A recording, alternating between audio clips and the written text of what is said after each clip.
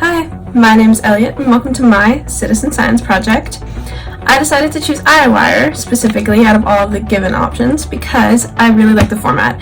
It is styled like a video game, and I like video games. And really there's just a lot of cool things about iWire. I learned a lot about neuroscience while I did this project.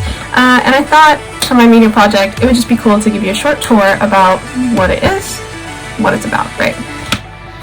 Starting off with what it is.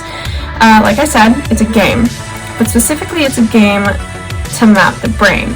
So gamers, players from around the world are working on reconstructing 3D models of neurons, and that helps researchers to better understand the circuits in the brain with all that gathered data, right? Anybody can play because it's super simple.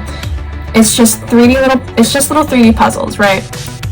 So it's open to lots of people, and I think that's really cool. Science behind it is pretty nifty, pretty serious, and looking into it was really interesting as well.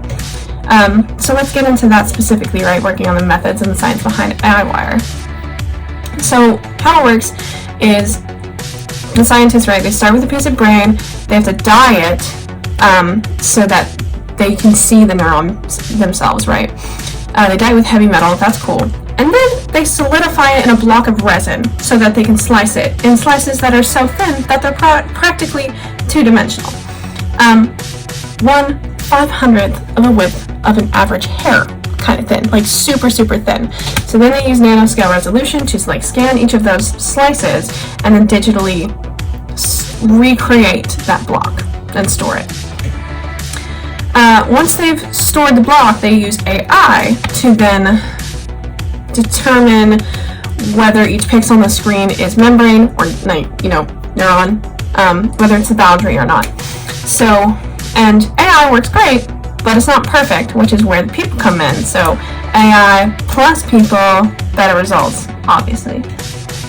So working as a user, right, is, like I said, super simple. You just scroll through the images and it takes you up and down the stored block. And as you do that, you try and follow the path that's highlighted in blue. If it's missing anything, you try and add what it's missing, and then once you're comfortable with what you think you got correct, you submit it, and it'll review it for you. And as you can see on the little thing the little picture I've included, screenshot of mine, here that red is what you incorrectly thought was attached to the neuron path, and yellow is what you totally missed, green is what you got right, and the blue, like I said, is what they start you off with. So, overall, pretty simple game to play. That's why lots of people play it, I think. And let's go ahead and start working on talking about the results. And, why iWire is nifty as a citizen science project and why it's genuinely helpful, right?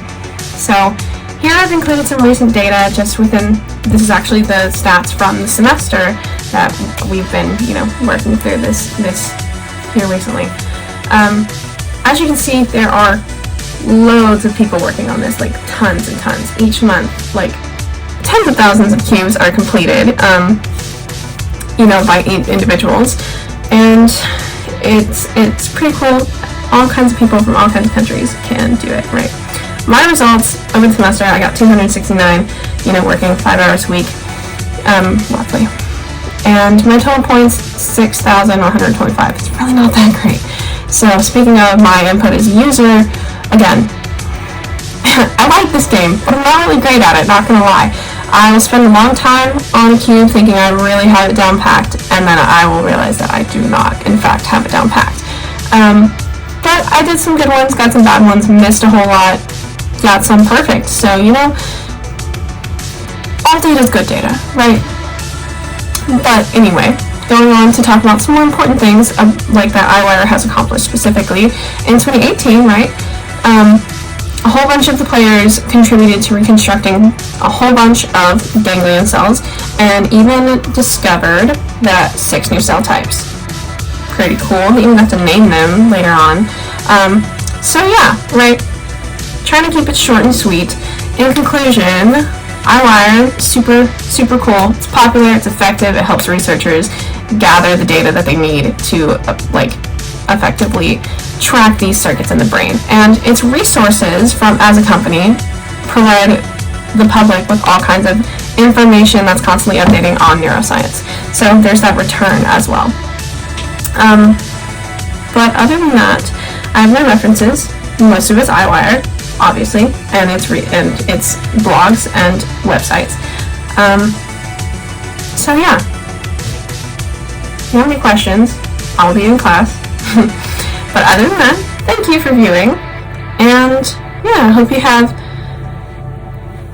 I wish you good luck on finals, and I hope you have happy holidays. And if you have any questions, ask me in person. Yeah, cool. Thanks.